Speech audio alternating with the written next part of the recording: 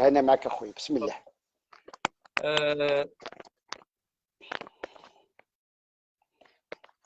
Je suis avec toi. Ok. Ok.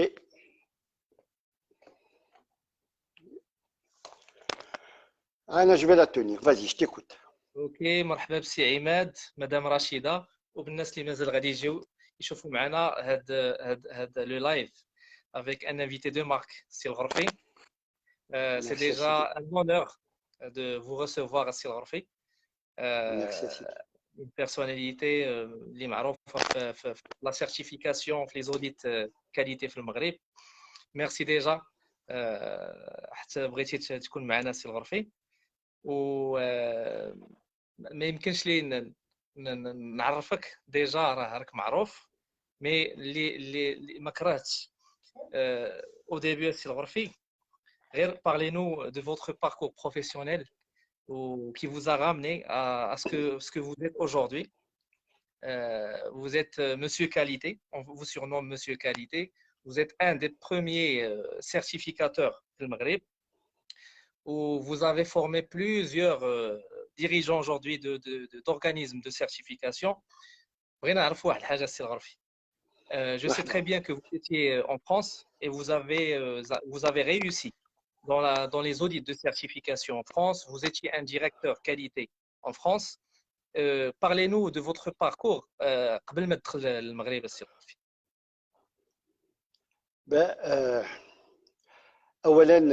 Je tiens à vous remercier, Farouk Hadji, HB Consulting, pour cette invitation qui me fait plus qu'un honneur d'être le premier de cette série à qui je souhaite une longue vie et pleine de réussite. Je pense que c'est une série d'échanges Naouia que vous m'avez demandé sous forme de questions. Je ne sais pas il est quelle heure, on s'excuse déjà pour le léger retard, mais ça me rappelle, vous savez, c'est une avant-première, c'est une première que vous avez lancée aujourd'hui. Ça me rappelle une ancienne émission très intéressante, très importante qui avait lieu en France, qui s'appelait L'heure de vérité, où le vendredi soir, comme à cette heure-ci, en prime time, ça veut dire 21h après le journal, on a invité une personnalité du showbiz, de la politique, et à qui on posait des questions pendant 2 heures, 2 heures et demie, et ça dépendait de l'échange. Et la particularité de cette émission, c'est que la personnalité présente avait droit à un joker, à 2 jokers, et devait répondre à toutes les questions. Alors, je me rappelle d'une personne que malheureusement nous a quitté, qui est Coluche. Coluche, c'est le patron des Restos du Cœur. Coluche est parti, mais les Restos du Cœur sont là. Et j'ai une pensée à lui depuis qu'on a décidé de faire cette émission, à savoir que Coluche, quand il a démarré son émission, il y avait, encore une fois, il y avait 2 jokers. Le premier joker, c'est quelqu'un lui dit, écoute, ton vrai nom, c'est bien Coluche. Il leur a dit, écoute, je ne réponds pas à la question. Sachant que tout le monde sait que Coluche n'est que son nom du showbiz et ce n'est pas son vrai prénom. Son vrai nom, c'est Michel Colucci. Et la deuxième question, c'était, Coluche, tu as moins de 30 ans. Alors, 30 ans, c'est tout le background qu'il avait devant lui. Il avait plus de 40. Il a dit, joker, je ne réponds pas. Donc déjà, pour vous rassurer, c'est Farouk, G et toutes les personnes qui sont là. Que vous avez besoin de joker. J'ai épuisé mes 2 jokers. Non, au contraire, j'ai épuisé mes 2 jokers. Non, parlons à corps ouvert. Je vous remercie pour votre présentation. C'est un honneur que vous m'appelez Monsieur Qualité, mais je pense que la qualité n'est pas l'affaire d'une personne. C'est une culture, c'est une démarche, c'est l'affaire de plusieurs personnes. Je n'ai fait que contribuer à ma manière à rehausser un niveau, on va dire légitime et important pour le développement de notre pays, pour le développement des organisations et pour la montée en puissance de nos structures, de nos organisations et leur compétitivité. Donc, je n'ai fait qu'apporter une petite pierre à l'édifice et je suis pas le seul. Et il faut remercier que ce soit tout le corps des consultants, des auditeurs, des certificateurs, des managers de projets et toutes les structures qui ont osé un jour ou un autre relever ce challenge. Donc, je n'ai fait qu'apporter un petit grain de sable dans tout ça. Pour rappeler aux gens que c'est Mohamed El Ghorfi, c'est le directeur de l'organisme Moody Certification Maroc. un des premiers organismes de certification qualité ou un des premiers Marocains à exercer ce métier au Maroc. Je pense que je ne vais pas dire plus, les gens vous connaissent, Mhm. et je vous laisse le soin de nous expliquer le début de votre, je vais dire, votre expérience. Mon parcours. Non, expérience au Maroc parce que vous avez réussi en France, vous aviez une bonne carrière. Qui vous a poussé, je peux vous demander la raison qui vous a poussé à tout laisser et revenir au Maroc et commencer une expérience et laisser la réussite là où vous avez réussi en France. Est-ce que c'est le patriotisme? Est-ce que c'est des raisons familiales? Est-ce que c'est... répondez-nous, Serge. Tu sais, je vais essayer.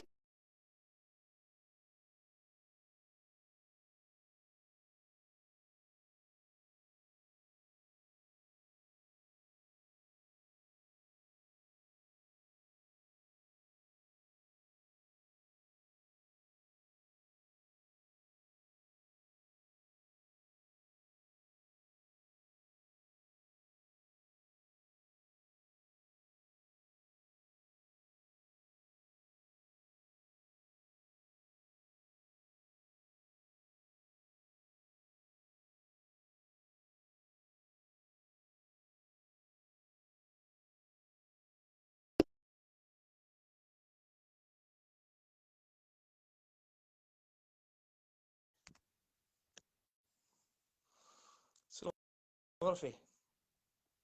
Je pense que vous avez un problème de connexion.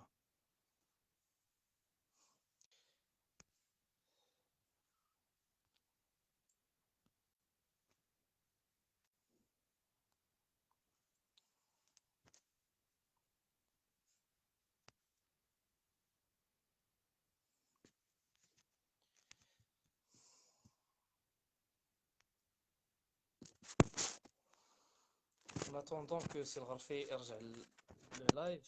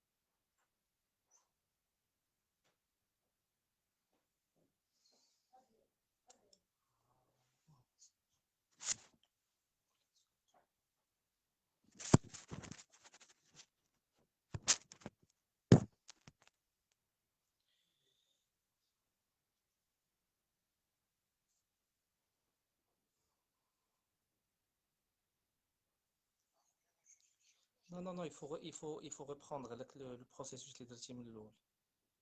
خرجتي هادشي الغرفي. Non, non, non, il faut déjà être là.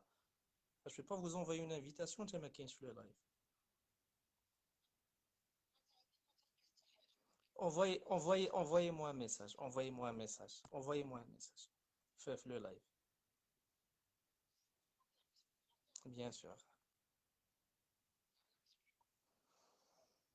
Merci. اسمحوا لينا السي الغرفي.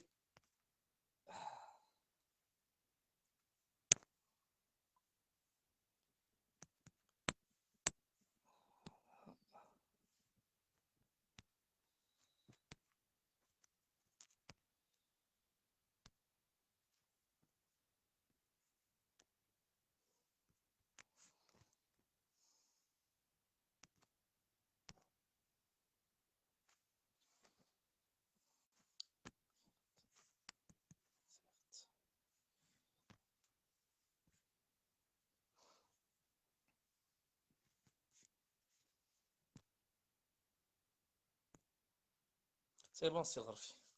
Acceptez l'invitation pour reprendre le live. J'y suis. C'est Rafi. Excusez-moi. C'est moi, au contraire, Assidi.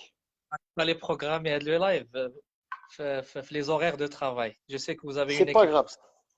C'est pas grave, Assidi. Alors, si je reprends, vous m'avez dit pourquoi je suis rentré au Maroc. Oui. Pourquoi j'ai laissé une carrière derrière moi, je suis rentré au Maroc. Parce que tout simplement, c'est l'attachement au pays, c'est l'envie de faire développer les choses, c'est l'envie de participer au développement du pays, et c'est de rendre à César ce qui appartient à César. J'ai fait mes études au Maroc, j'ai grandi au Maroc, j'ai travaillé la première fois au Maroc, j'ai appris au Maroc il était de mon devoir de revenir et de rendre à mon pays ce qu'il m'a donné et de le faire de la meilleure manière possible. Et je vais vous dire que je continue encore avec le peu de force qui me reste, mais la volonté qui m'anime est toujours là. Parlant de Moody, donc Moody, c'est le projet qui vous a ramené au Maroc. Donc vous avez lancé Moody depuis le début. Donc parlez-nous des débuts de Moody Certification au Maroc. J'ai un petit peu étudié le marché, même si l'étude elle était un peu aléatoire parce qu'on n'a pas toutes les données à l'époque et on n'aura pas toutes les données. J'ai pris le temps tout simplement de me dire, par feeling, il y a des choses à faire, il y a des choses à construire. Et c'est vrai, vous l'avez bien dit, j'étais directeur qualité d'un groupe d'art graphique, 5 sociétés que j'avais mené à la certification avec un peu de difficulté parce que j'étais dans une structure, on va dire, bicéphale. On avait deux grands patrons. Oui, oui, en France, on avait deux grands patrons avec deux orientations différentes. Et la qualité est et on va dire le levier de recadrage organisationnel. Donc, il fallait trouver, gérer un peu les deux. Et on a été certifié. Et le projet, c'était de le pérenniser, de continuer de monter en puissance, d'aller vers d'autres volets managériaux, rentrer au Maroc et servir encore une fois mon pays avec le peu de choses que j'avais.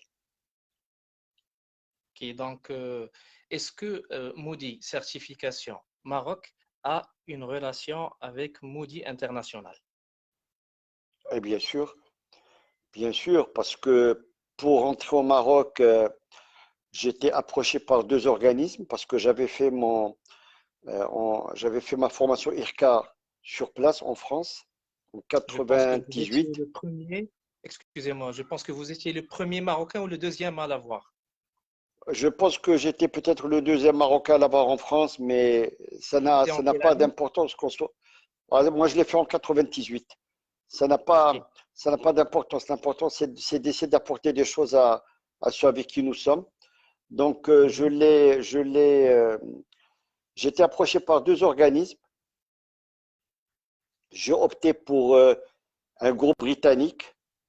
Et comme vous savez, Excusez-moi, normalement, les structures, quand ils s'implantent, le tour de table dans un pays, il est majoritaire. C'est-à-dire que la maison mère devait être majoritaire. Et Ok. comme on est un pays souverain, comme on est un pays noble et haute, j'avais demandé à ce que le tour de table marocain, c'est lui qui soit majoritaire et non pas les étrangers qui soient majoritaires. Donc, on a créé Moody juridiquement, physiquement et fiscalement en 2001 et on avait déjà commencé à certifier bien avant. Et en 2001, c'était Moody International ou Moody Maroc? Non, non, c'est Moody. Le nom juridique et fiscal, c'est Moody Certification Maroc, mais la marque, c'est Depuis le Moody début? International. Oui, oui, Ok. depuis le début. Et la marque est Moody International. Et je tiens à vous rassurer, hein, la marque Moody International est une marque qui est déposée à l'OMPIC de droit Ok. marocain, et elle appartient à Moody Certification Maroc. Donc, à ce niveau-là, Donc, elle n'appartient pas à Moody International aujourd'hui. non, non, non, non, la marque Moody International est une marque marocaine qui appartient à Moody Certification Maroc, dont la maison mère anglaise est toujours actionnaire. Donc, elle appartient aux deux. Mais la Et majorité donc, du tour parce de table que, est marocain. parce que quand on parle d'organismes certificateurs, je vais citer l'exemple de Veritas ou TÜV. C'est des organismes qui sont implantés au Maroc, mais qui appartiennent toujours à la maison mère, soit en Allemagne ou en France, pour le cas de Veritas. Est-ce que c'est toujours le cas pour Moody International ou c'est une entreprise aujourd'hui, un organisme marocain avec des associés ou à part marocaine donc, pourquoi je vous pose cette question? Parce que dernièrement, j'ai eu un écho euh, des gens qui disent que Moody International n'existe plus. Donc, et ils disent que Moody ne doit pas certifier les gens au Maroc. C'est la raison qui m'a poussé à vous poser cette question. Est-ce que c'est légal? Est-ce que Moody Certification Maroc peut euh, certifier les gens? Et est-ce qu'elle exerce le métier d'audit de certification en normes et légalement? Je vais vous dire, il y a certification de personnes et certification des organismes et des entreprises. Quand on parle de certification de personnes, c'est un peu l'IRCA. C'est-à-dire c'est la formation certifiante, c'est la formation des auditeurs. Là, on fait certification des personnes. La certification des organisations et des systèmes de management, c'est une certification ISO de manière générale ou autre, selon d'autres référentiels. Maintenant, Moody Certification Maroc, qui détient la marque Moody International, a été créé en 2001. Et moi-même, Mhm. j'étais au Maroc en 99 pour commencer à étudier et m'implanter. Et en 99, on a commencé à proposer nos services et nos prestations et à commencer à certifier dès 2000. Quand je l'ai créé, je suis resté sur le système, on va dire, latin, francophone, c'est de dire, on va créer l'entreprise, je vais démarrer en septembre, octobre, et je vais faire un premier bilan sur 16 mois au lieu d'arrêter à décembre. Mais la législation marocaine, même si on crée une entreprise le 15 décembre, il faut avoir un bilan au 31 décembre. Donc, je ne pouvais pas le faire pour 2 mois d'activité. Je m'étais dit, je vais démarrer l'année en bonne et due forme.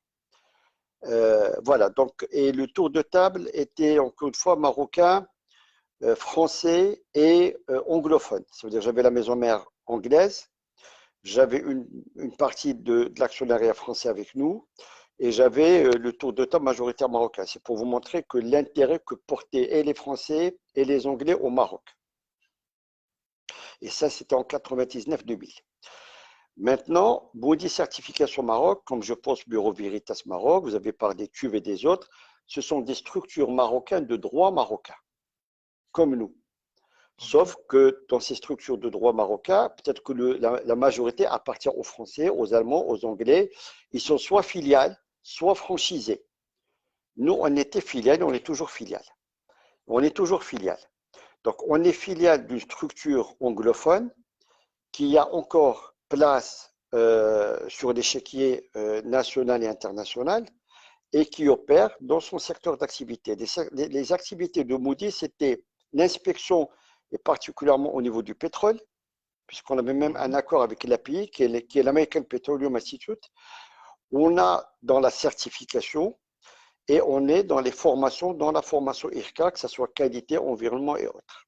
Donc la maison marocaine, au jour d'aujourd'hui, les Anglais sont toujours actionnaires, sont toujours présents dans le tour de table, ils sont toujours invités au conseil d'administration, ils sont toujours invités aux assemblées, ils sont toujours là.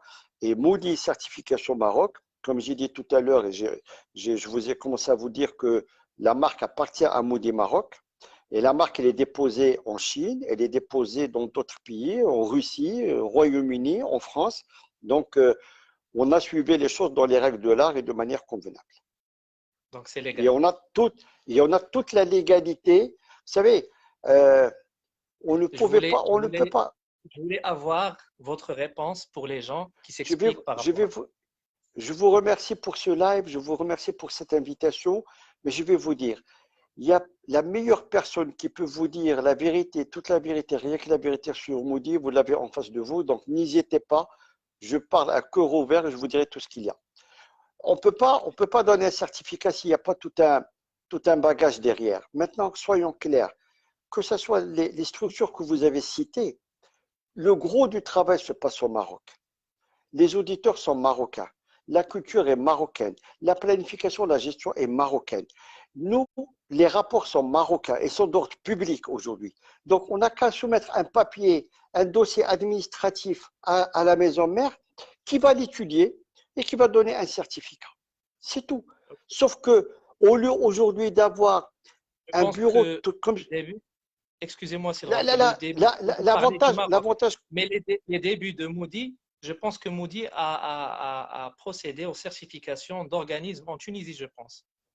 Bien sûr, on a certifié en Tunisie, on a certifié au Sénégal, on a certifié au Bénin, on a même fait des formations. On était les premiers à lancer la formation IRCA en Afrique en septembre 2001.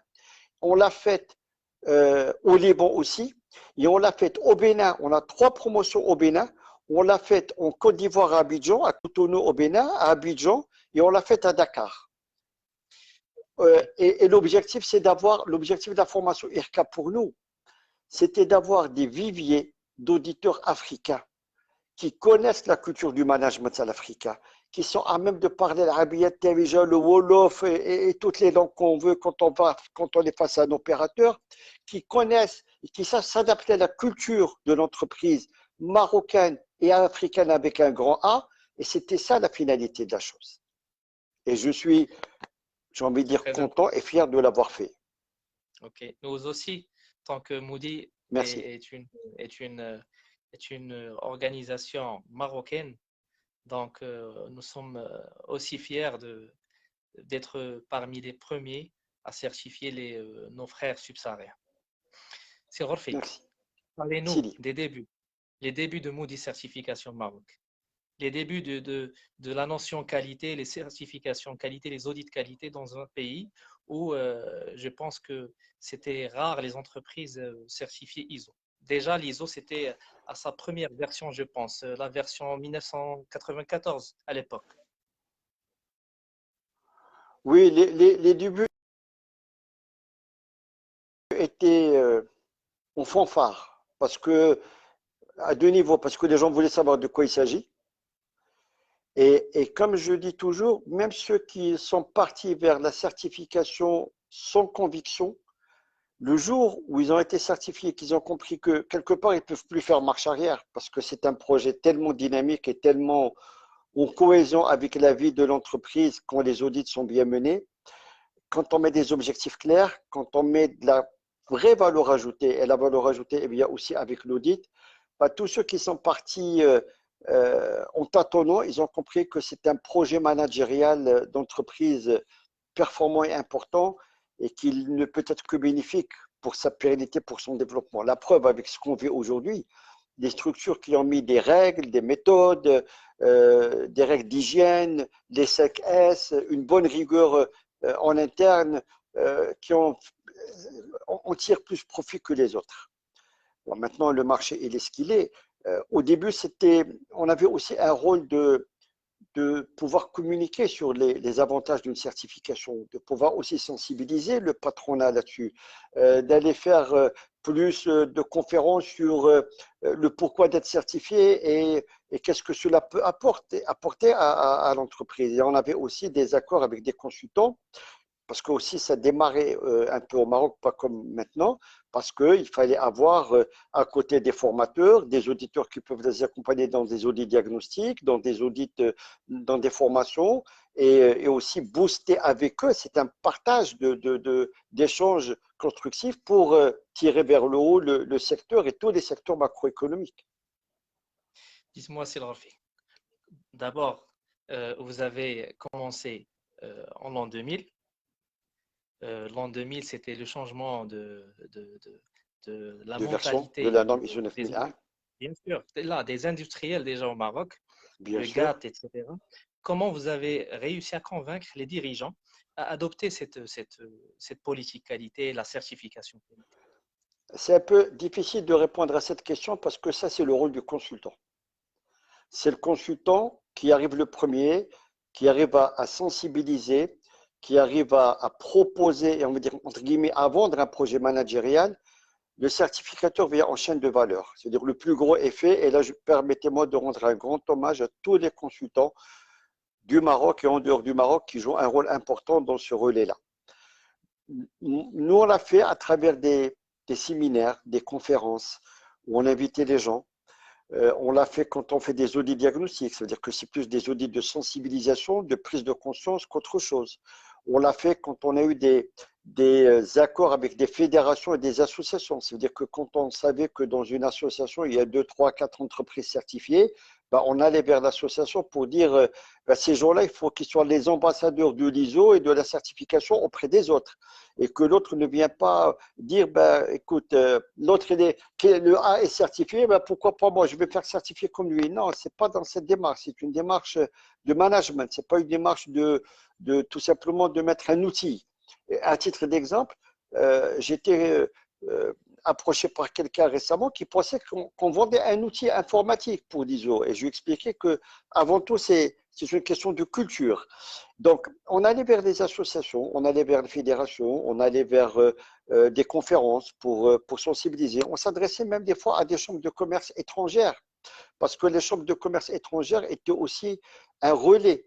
Et on demandait à ce qu'on fasse intervenir des gens de l'étranger qui, eux, ont réussi et ont fait plus d'une certification et qui soient aussi, on va dire, un accompagnateur de choses.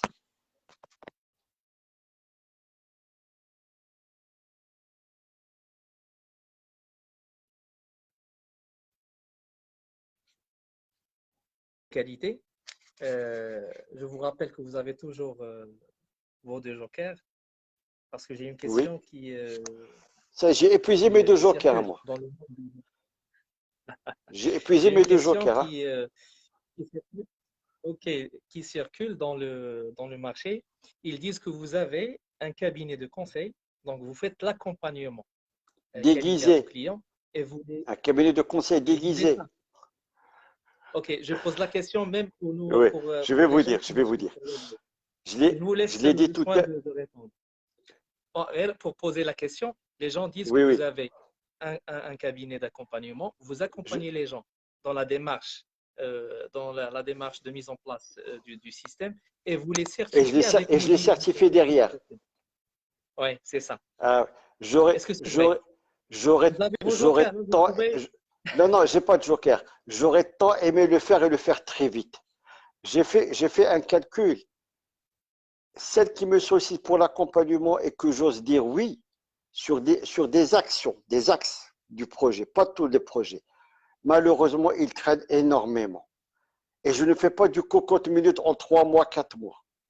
Parce que si je faisais du cocotte minute en 3 mois, 4 mois, je pense que j'ai une réputation des certificateurs rapides et on me donne, et majorité, et tous ceux, et Dieu ceux qui sont nombreux, qui ne cherchent que le certificat viendraient vers moi. Non, non, non. Des Je clients. pense qu'il faut avoir une conscience Vous professionnelle. parlez de Il clients. faut avoir une conscience professionnelle. Oui, oui, je parle de clients, je parle de clients. Je pense qu'il faut avoir une conscience professionnelle. D'accord. Tout à l'heure, je disais, quand j'ai démarré, je participais avec pas mal de cabinets conseils. Je faisais des audits diagnostiques pour des cabinets conseils et je les laissais eux travailler. Je faisais même l'audit à blanc au nom du cabinet conseil, alors qu'ils n'avaient pas encore choisi Moody ou pas Moody comme certificateur. Et Dieu sait qu'il y a des structures à qui j'ai fait des audits à blanc et que je n'ai pas été retenu pour la certification. J'accompagnais des cabinets conseils dans des formations normes et audits de qualité interne et process. Donc, toute la partie formation, audit et process, les gens me sollicitaient. Maintenant,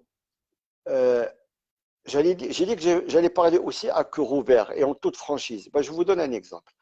Quand on fait un audit d'une entreprise, un audit de certification, de surveillance, peu importe, quand on fait un audit qui a une relation avec l'ISO, indirectement, on audite le cabinet conseil. Et le cabinet conseil, il y a deux choses.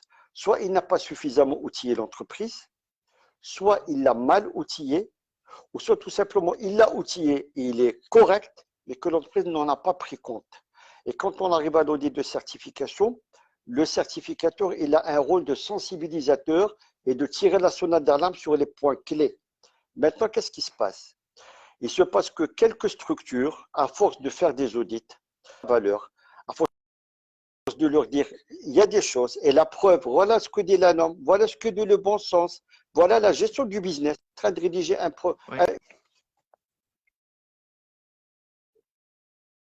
Aujourd'hui, entre la version 94 dont vous avez parlé tout à l'heure et la version 2015, il y a un grand gap. C'est-à-dire que 94, on était très procédurier. 2000, il n'y avait pas de procédure. Il y avait 6.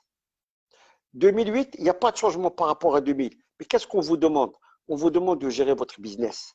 Et 2015, il n'y a pas de procédure du tout. Mais ça ne veut pas dire qu'il ne doit pas y en avoir. Ça veut dire que vous maîtrisez, vous mettez les documents que vous jugez utiles en fonction de vos process, de la complexité de ces process et en fonction des compétences de vos hommes avec un grand H. Donc, effectivement, quand les gens m'ont sollicité pour faire des recadrages, j'ai refusé. Et comme la demande était importante, je m'étais dit pourquoi pas. Mais mon recadrage était plus sur le volet stratégique, sur le volet formation, mais jamais je n'ai rédigé un processus avec quelqu'un. Donc, maintenant, les gens me sollicitent et continuent de me solliciter pour des formations, en tant que chargé de projet, en tant que chargé d'une mission, en tant que gestionnaire d'un projet, et je le fais. Je vais vous dire.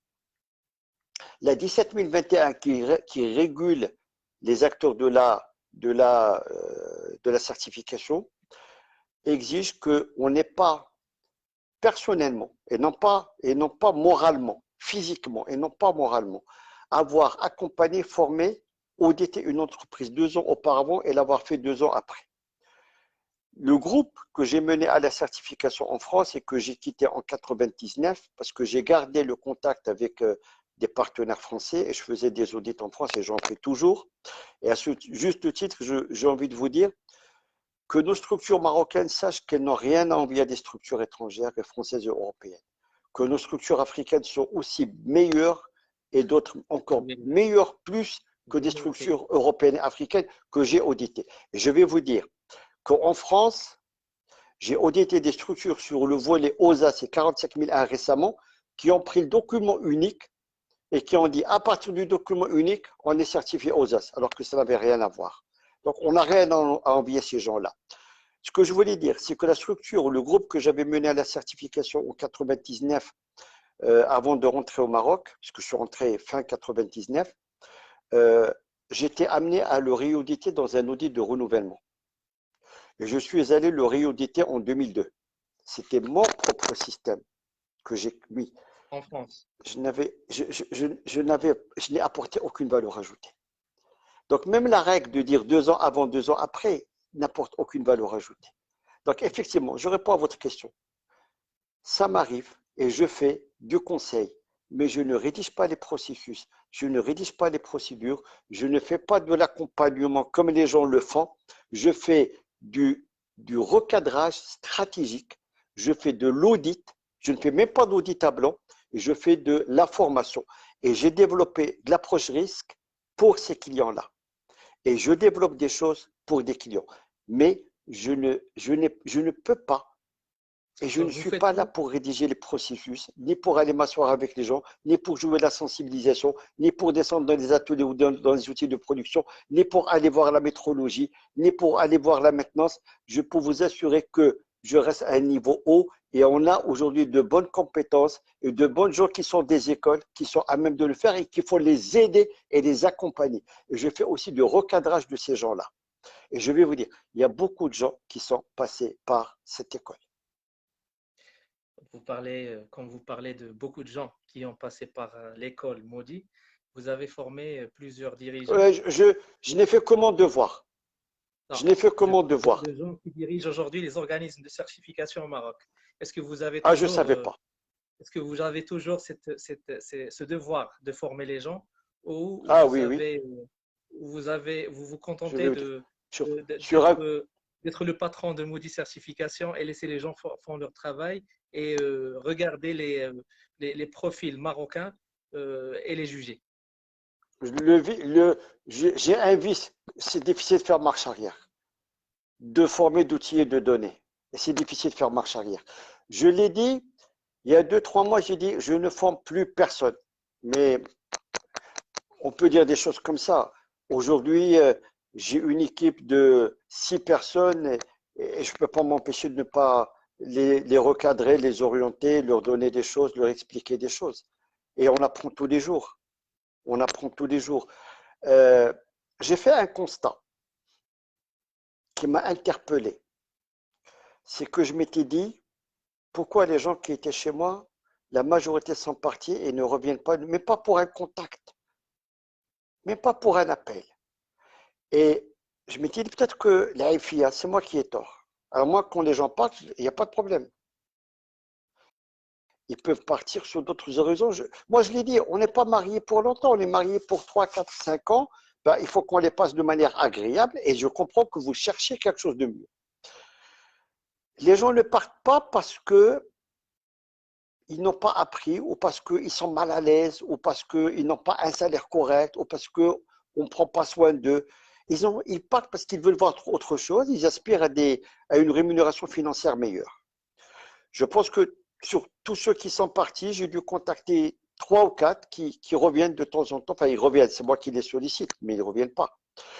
Et récemment, j'ai quelqu'un qui est parti, je m'étais dit, attends, mais là, je veux dire, j'ai tort, c'est pas normal. Et la personne qui est partie, je suis passé autour de cette table virtuelle, mais j'aimerais bien qu'elle soit là, c'est qu'elle a dit, ah, je vais travailler avec mon père. Je me suis dit, j'ai de la famille, si je peux même t'aider, avec plaisir. Et c'est avéré qu'elle est partie chez un concurrent. Et avec tout le bagage qu'elle a, j'ai pas de problème. J'ai pas de problème. C'est pas grave. Elle ne sera pas la première, elle ne sera pas la dernière. Pourquoi elles ne reviennent pas? Parce ils pensent prendre une partie du savoir-faire et aller le déployer ailleurs. Ce n'est pas un problème. Si on apprend quelque chose, et ce n'est pas pour nous, c'est pour partager avec les autres et que les autres servent à d'autres personnes et servent à la génération à venir. Nous, dans quelques années, c'est fini, on n'en parle plus. C'est vrai, est-ce que vous êtes aujourd'hui satisfait de leur parcours? De leur parcours à eux, ben, j'ai perdu trace de quelques-uns, j'ai gardé trace d'autres, bien sûr, et ça me fait plaisir. Ça me fait plaisir de savoir que, vous savez, le métier il bouge parce qu'il n'a pas de responsable qualité, il va devenir auditeur, il va peut-être être consultant, il va revenir responsable qualité parce qu'il a envie de se caser quelque part sans trop de tracas. Mais les gens, quand ils vont faire l'audit et vers le conseil, moi, ce que je leur dis, vous allez apprendre vous allez voir plusieurs patrons, plusieurs managements, plusieurs cultures, plusieurs secteurs, vous allez apprendre beaucoup de choses. Êtes-vous prêt à encaisser tout ça et avoir une grande ouverture d'esprit? C'est comme quelqu'un des écoles de qualité aujourd'hui, il a à peine des jeunes et qui fait la formation et qui vend son école avec une formation IRCA. Et les gens sortent avec une formation IRCA et qui viennent se vendre IRCA. Alors que le message est simple. Avez-vous le charisme, le calibre d'aller parler à un DRH, d'aller parler à un directeur des achats, d'aller parler à un directeur général, à un directeur de supply chain, à un responsable de prod? Non. Donc, à quoi ça va vous servir cette formation? Et je vais vous dire, tout à l'heure, j'ai déjeuné avec un confrère. un confrère, un concurrent de la certification. On a déjeuné ensemble pour voir avec lui, analyser, pour comprendre. Et il m'a parlé de l'IRCA. Je lui ai dit, j'ai arrêté de faire l'IRCA parce que je ne peux pas promettre à des gens quelque chose qu'ils ne peuvent pas exercer après. Donc, si on fait une formation, c'est pour qu'elle nous serve et qu'on pratique. Si on fait une formation, quelle que soit la formation, c'est pour qu'on apprenne et qu'on transfère un savoir-faire à quelqu'un. Mais si on fait une formation et qu'on ne pratique pas, ça ne sert absolument à rien. Donc,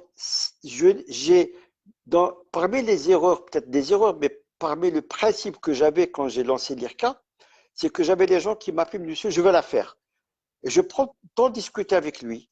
Et quand je discute avec cette personne, je lui dis, écoute, vous n'avez pas assez de bagages pour faire l'IRCA aujourd'hui. Prenez encore 1 année ou 2 années d'expérience et si vous voulez, la porte vous sera ouverte. Et je donne l'exemple de quelqu'un qui a fait un bac plus 4, un bac plus 5. À peine il a fini, et il me dit, je fais un MBA. Je dis oui, mais sans aucune valeur ajoutée. Vous avez fait bac plus 4, vivez l'entreprise. Allez vivre les contraintes d'une activité. Allez vivre les problèmes de la douane. Allez vivre les problèmes de stock. Allez vivre les problèmes RH, les problèmes de grève, les problèmes d'achat, les problèmes d'impayés, les problèmes d'un patron. Vivez l'entreprise 3-4 ans. Après, vous allez faire un MBA. Et quand dans un MBA, on va vous parler de gestion de crise, vous dites, merde, je l'ai vécu, je sais ce qu'il faut faire. Comme dans un MBA, on va vous parler de conduite de changement, c'est dire, ah, ben, vous avez un background derrière, vous avez une expérience derrière. Sinon, vous accumulez des formations, mais vous n'aurez pas le temps de savourer tout ce que vous avez appris pour le mettre sur le terrain. Donc, comment évaluez-vous le niveau aujourd'hui de l'auditeur marocain? Il y a de tout. Il y a de tout.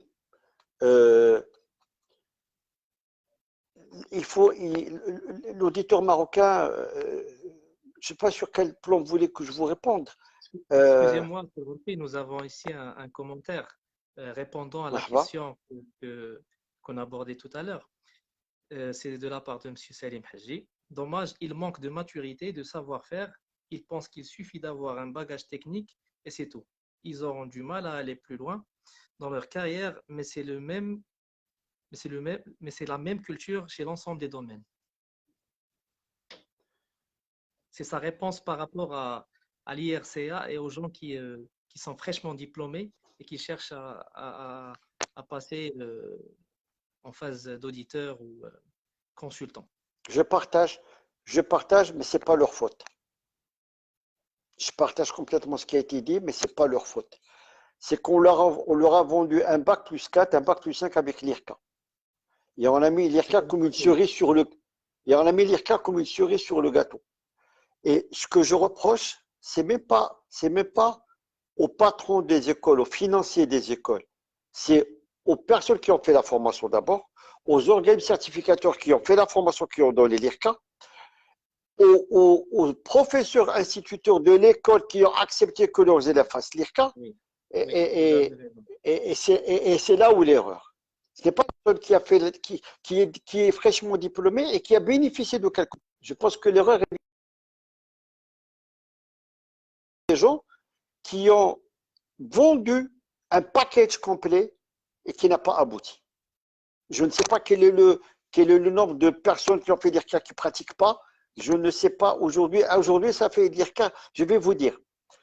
À une époque, largement les gens qui pratiquent les audits. Bien sûr, c'est faramineux.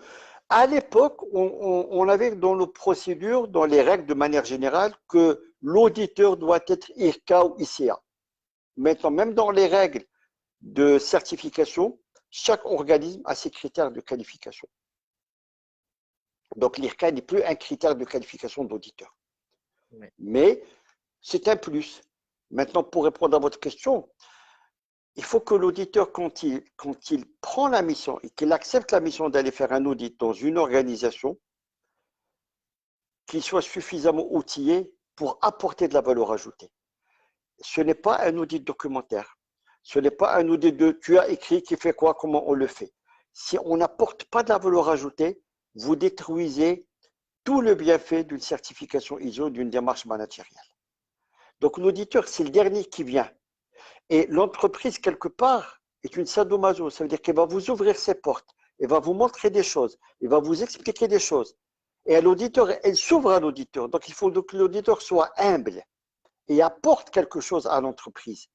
Et si on n'apporte pas quelque chose à l'entreprise, ben, c'est fade. Ça n'a aucune valeur ajoutée. Et le client sent que ça n'a aucune valeur ajoutée.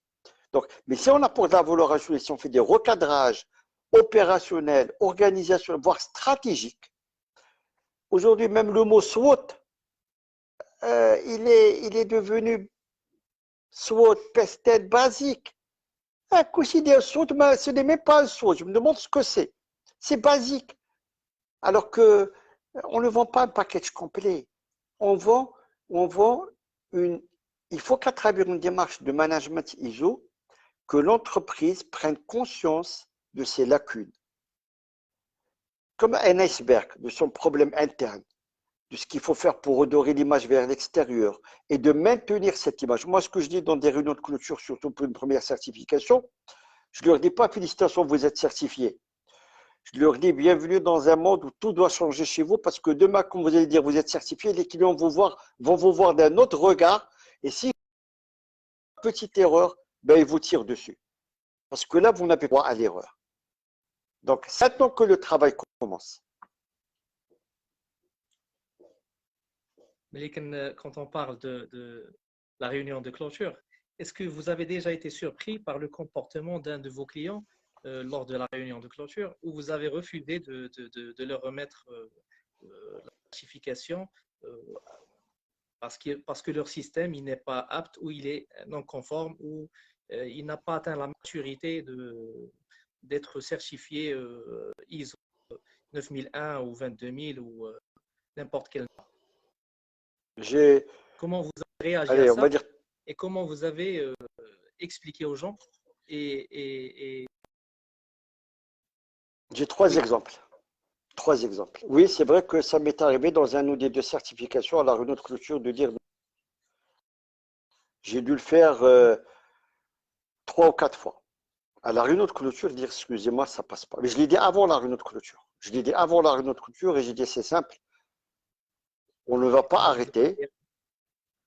avez Je leur donc dis écoutez, par rapport au comportement du client. Donc le directeur ou le dirigeant ou le propriétaire de l'affaire, chauffe, écoutez, oui, je vous ai payé pour venir non, non, non, me certifier ou me non, faire un je audit vais vous dire, ou une non, non, certification. non, non, Comment vous non. avez réagi à ça? D'abord, moi j'ai une règle, c'est que même quand je suis payé, je n'encaisse le chèque qu'après avoir remis le certificat. Et ça peut durer un mois et demi après, même si on est très réactif, on donne un certificat dans 3 à 4 semaines. Et ça, c'est aussi l'un des points forts de Moody Maroc.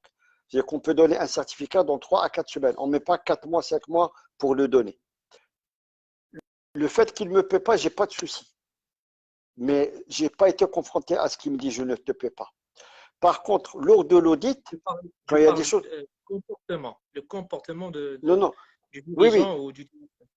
c'est ça. Lors de l'audit, on explique pendant l'audit, voilà les écarts, voilà l'impact de l'écart, voilà ce qui est demandé, voilà ce que dit la norme, voilà où vous avez failli à votre devoir. Et le client prend conscience parce que le client comprend la chose. Les gens sont intelligents. Les gens prennent conscience et comprennent et s'investissent. Peut-être que les gens, quelques-uns vont me dire, ouais, mais le patron, il n'est pas là, il n'est pas engagé. Le patron est engagé. À partir du moment où il a nommé un manager de projet, où il donne un salaire, où il paie des infrastructures, il paie une métrologie qui ne lui apporte rien, ou presque rien, et il paie des formations, il paie un cabinet conseil, il paie un organisme de certification, ça lui apporte quelque chose, il est engagé. Il n'achète pas un certificat, il achète une organisation. Donc arrêtons de dire que les gens ne sont pas engagés.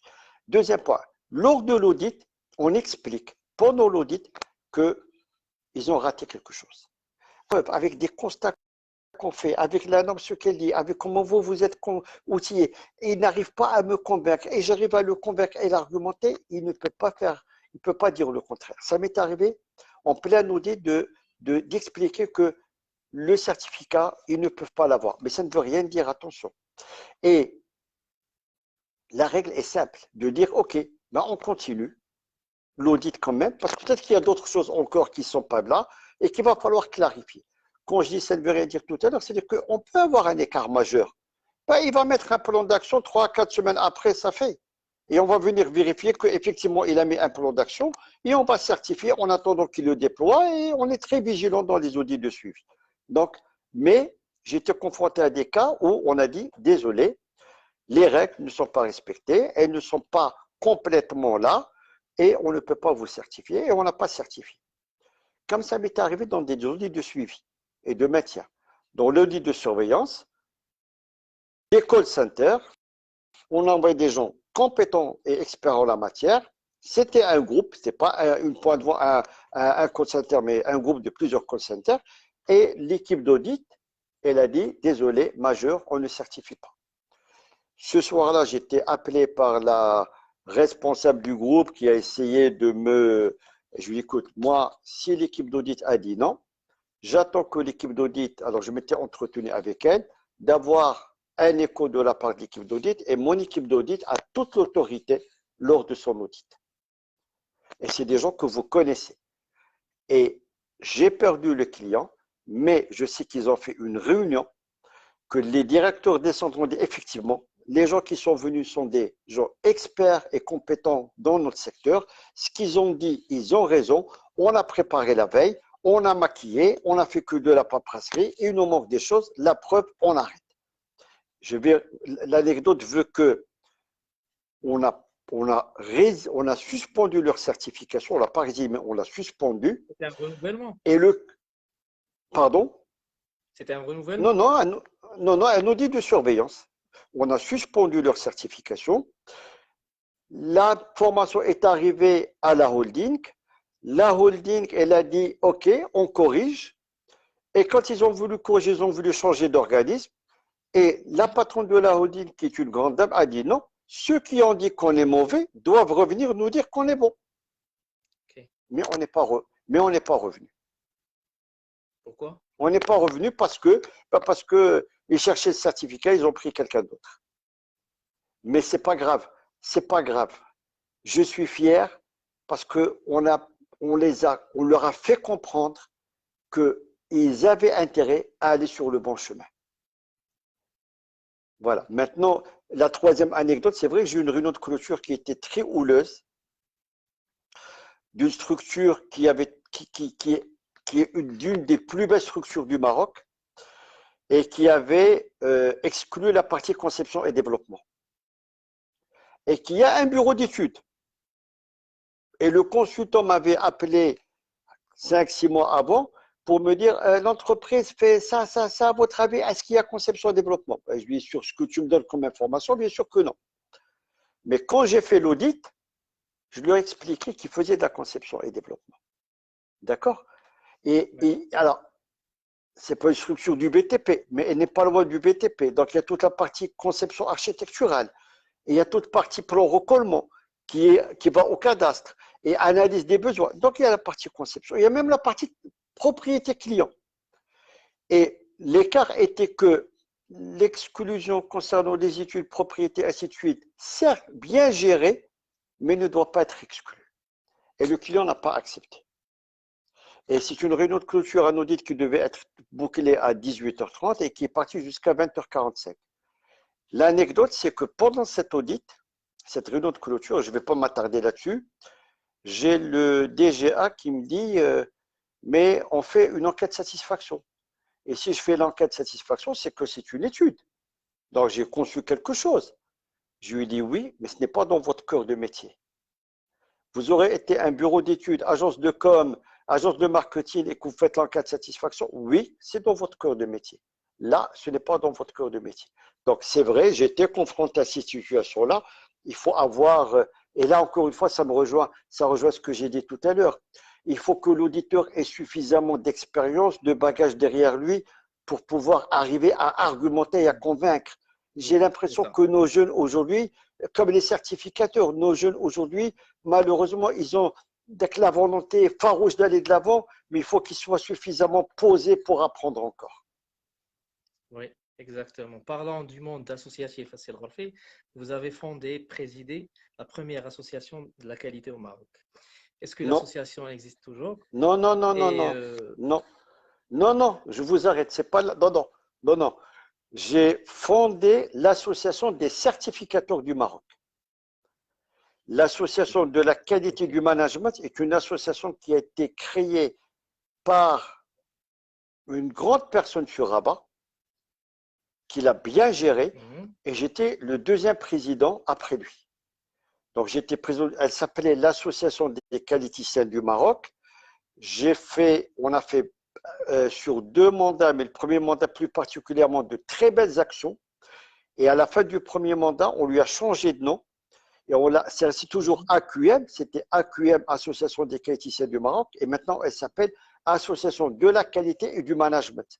Au lieu qu'elle soit renversée sur le marocain qualiticien, on l'a ouvert sur le management de manière générale et sur l'Afrique. Qu'en Oui, est-il de la j'étais pardon. Et qu'en la SEM, est-il de l'association des certificateurs que vous avez ben, fondée, que vous aviez elle fondée? est toujours. J'ai fondé, mais je ne l'ai pas présidée. Ok. J'étais Elle membre existe toujours? fondateur, elle existe toujours. On en a parlé tout à l'heure encore avec le confrère, elle existe toujours, elle est toujours là. Et on a fait aussi de belles choses avec Fédération pour lever le niveau de ces gens-là. Ok. Parlant du coronavirus, Je j'ai vais deux... vous dire, je vais vous dire par rapport à l'associatif. L'associatif, c'est aussi quelque chose que j'apprécie parce que ça permet, vous savez, j'étais aussi à l'AMCODE, qui est l'association marocaine de la construction durable, même si je ne suis pas resté longtemps. J'ai fait aussi la Moroccan Project Management Association, l'association marocaine du management de projet, 2 mandats et je suis parti. L'associatif, par rapport à Moody, c'est qu'on a 2 cartes de visite. Il y a une qui nous rapporte et une qui nous coûte. Et l'associatif coûte. Et quand on aime donner, partager, offrir, gérer des choses, on est dans l'associatif. Et l'associatif est quelque chose aussi d'enrichissant. Et dans l'associatif, quand j'étais, bon, les certificateurs, c'est que des certificateurs, mais à l'AQM, il y avait les responsables qualité, il y avait les managers de projet, il y avait les cabinets conseils, il y avait les certificateurs. Elle était suffisamment ouverte à tout le secteur de manière générale. Dites-moi, Sel Ghorfi, pourquoi une certification qualité est importante pour une organisation ou une entreprise? Pour se remettre en cause, se remettre à plat, mettre à plat ses process, revoir le puzzle organisationnel, définir les bonnes règles de bonne gestion d'organisation, greffer des choses intéressantes et intelligentes, avoir suffisamment de bagages pour monter en puissance, impliquer tous les acteurs. Vous savez, moi, quand je fais des audits ou quand je fais du conseil stratégique, pour être clair avec vous, je demande à ce qu'on associe les finances dans un projet qualité. Parce que quand on dit patron ne s'intéresse pas, la première chose qui s'intéresse patron, c'est le nombre de clients, le nombre d'ouvertures de marché et ce qui va lui rester dans la poche. Donc, on ne peut pas ne pas associer les finances. Je vais vous dire, les Américains ne sont pas ISO parce qu'il n'y a pas la partie finance dans l'ISO. Donc, les Américains ne s'intéressent pas à l'ISO. Ils n'adoptent pas la certification ISO en Amérique et Non, au Canada, je non, pense. non, Ils ont leur très peu. propre Oui, référentiel. aujourd'hui, les gens sont partis sur d'autres référentiels et sur d'autres labels. Et on travaille sur des labels, pas sur le l'ISO. Donc, voilà, c'est une refonte globale de l'organisation pour lui permettre de rehausser son niveau et d'aller de l'avant. Parlons de la pandémie et de la crise sanitaire. Comment s'il refait bien sûr, le coronavirus fait peser de fortes pressions sur les entreprises et les certificateurs. Comment vous organisez avec vos clients afin J'ai faire, confiné, de j'ai réaliser confiné, les audits de certification? j'ai confiné mes équipes le 17 à 17 heures. Le Maroc était confiné le 18, moi j'ai confiné mes équipes le 17 à 17 heures déjà. Parce que le Donc, lundi vous avez 16 mars, cessé si je, de réaliser les audits de certification à cette date-là? déjà, déjà, avant tout, je vais vous expliquer. Moi, j'ai confiné mes équipes le 17 mars, un mardi à 17 heures. Le Maroc était confiné le 18. Le 16, j'étais chez un client et je suis arrivé et j'étais étonné de me dire non, mets le gel, mets les gants, mets le masque, ne me salue pas, ne m'embrasse pas, ne me serre pas la main. Je suis sorti, j'étais inquiet, mais où est-ce qu'on va, qu'est-ce qui se passe? J'ai appelé le bureau, j'ai dit on fait le point sur tous les dossiers très vite. On a fait le point l'après-midi de lundi. On a appelé les clients pour dire euh, les audits, on les fait à distance, on décale. J'accepte de décalage. Ceux qui sont pressés, on les fait. Ceux qui sont en audit de certification, on va gérer ça au mieux. Et on a géré ça, on a anticipé un peu la chose. Et le 17, on a fait 17 heures, tout le monde était chez soi, chez nous. Et après, on a géré à distance. Aujourd'hui, Donc, donc il y a quelques audits qui ont été repoussés. Et un audit à distance n'a pas le même charme que si on est de visu et en direct. Et tu sais de quoi je parle. Donc, on a décalé un peu quelques audits, mais d'autres qui étaient importants, ben, on les a maintenus à distance. On les a fait de manière partielle, en attendant qu'on puisse passer les voir et recadrer tout ça de visu. Donc, on a vécu ça comme tout le monde et on a été impacté comme tout le monde. et si vous voulez donner un conseil aux jeunes auditeurs qualité au Maroc, qu'allez-vous leur conseiller, c'est l'orfi? Vivez l'entreprise si vous ne l'avez pas assez vécu avant d'aller faire l'audit. Merci, c'est l'orfi. Apprenez la vie, apprenez la vie d'une organisation et ses contraintes d'activité avant d'aller faire l'audit. Aller faire l'audit est une bonne chose, mais vous devez apporter de la valeur ajoutée et vous devez être plus qu'à la hauteur de la tâche, de la mission et du rôle de l'auditeur. Et vous Avant de n'êtes pas un terminer avec inspecteur. vous, c'est l'orfi, euh, je vais vous poser ma dernière question, Masrina Chbik. De quoi êtes-vous Marhaba. le plus fier dans votre carrière? Une carrière, Masha'Allah, que tout le monde, الكل شيء عارف c'est الغرفي. C'est l'Ghorfi, c'est Monsieur Qualité et c'est le Non, certificateur. C'est le certificateur qui a commencé là où il y avait personne, là où le Maroc avait besoin de gens comme vous. non, il y avait des gens en même temps. Il y avait des gens, il y avait quand même des gens qui étaient là, il y avait des auditeurs, il y avait des organismes qui étaient avant nous. Vous avez parlé tout à l'heure de Veritas. Veritas était là bien avant nous, mais était peut-être plus sur d'autres missions que sur la certification, mais il allait vers la certification aussi. Euh, je pense que ce dont je suis vraiment fier, c'est quand je fais un audit et quand je sors et que le client est content. Et que les clients comprennent qu'on lui a apporté quelque chose. Ou là, quand je fais un diagnostic stratégique, que je sors et que le client comprend qu'on lui a apporté quelque chose. Et, euh, et comme tout à l'heure, vous avez posé la question sur l'audit, un auditeur doit avoir la capacité de s'adapter, de lever et baisser son niveau quand il faut le baisser.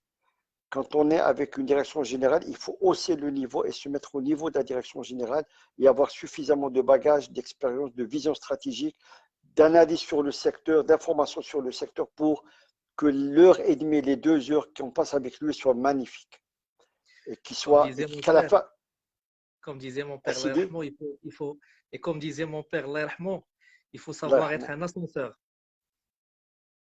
ما سمعتكش. Il faut Excuse-moi. savoir être, il faut savoir être un ascenseur. Oui. Et quand on sort de la direction générale, ben, on se met au niveau des cadres et de l'encadrement et des pilotes et des cadres de l'entreprise pour évaluer avec eux l'atteinte de leurs objectifs, la gestion de leurs process, de leurs activités et la montée crescendo de leur business. Ouais. Et surtout, quand on arrive à la fin, au début, au tout début dans l'étape 1 et à la fin au responsable qualité, ben, on ne sait pas plus que lui ce que veut dire l'ISO. On n'est pas un formateur, on est là comme lui, on connaît tous l'ISO, sauf qu'on essaie de comprendre comment il a outillé, on se met au niveau de la personne. Et il faut être au niveau de la personne. Donc, quand je suis content, et ça me rappelle, là, je suis en train de, j'ai une pensée pour une auditrice puis quand on finissait l'audit tous les deux et qu'on sortait, ben, on était content que le client soit satisfait. Et on dit enfin une mission qui s'est bien passée, qui s'est bien déroulée, et on leur a laissé du travail. Parce que quand on leur laisse du travail, ce n'est pas des non-conformités. Quand on leur laisse des pistes d'amélioration, des recadrages, même si on note pas la non-conformité, mais qu'on a mis le doigt sur quelque chose et qu'on a crevé l'abcès, qu'on a mis le doigt sur quelque chose d'important, l'entreprise en prend compte. Et je leur dis toujours à la réunion de clôture, à des choses que je n'ai pas vues, vous avez vu, engagez des actions, n'attendez pas que je revienne pour encore les lever ou les voir. Et je pense que ça, c'est encore plus important qu'une non-conformité ou quelque chose qui ne tient pas à la route. Il faut leur laisser, il faut les accompagner.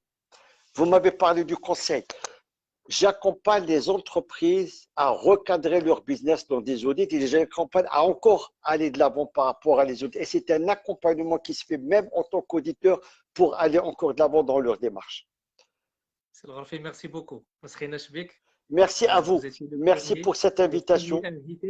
Pourquoi j'ai pris la décision de vous inviter dans ce concept de HB Consulting? Parce que vous méritez d'être le premier. C'est un honneur pour nous. Merci beaucoup. Merci Sidi. Merci Allah. Je te remercie. Je te remercie pour cette invitation et je te souhaite longue vie à ton émission. Et longue vie à ta structure. Et merci HP Consulting, merci à Cro, merci à toi, merci surtout à toi. Mais sachez que je reste fidèle à mes principes. Je ferai les choses dans les règles de l'art, en toute tranquillité, avec sérénité. Et je ne ferai que cela parce que c'est ce qui permet de dire aujourd'hui que je reste correct et noble. Et je ne mélange pas les choses. Et on ne mélange pas les choses et on reste correct dans soi-même pour rester tranquille. Merci à toi et merci à tous tes invités. Bonne soirée, bonne fin de semaine et merci beaucoup. Et merci pour les gens qui nous ont suivis sur ce live. Merci beaucoup. Merci, merci. Au revoir.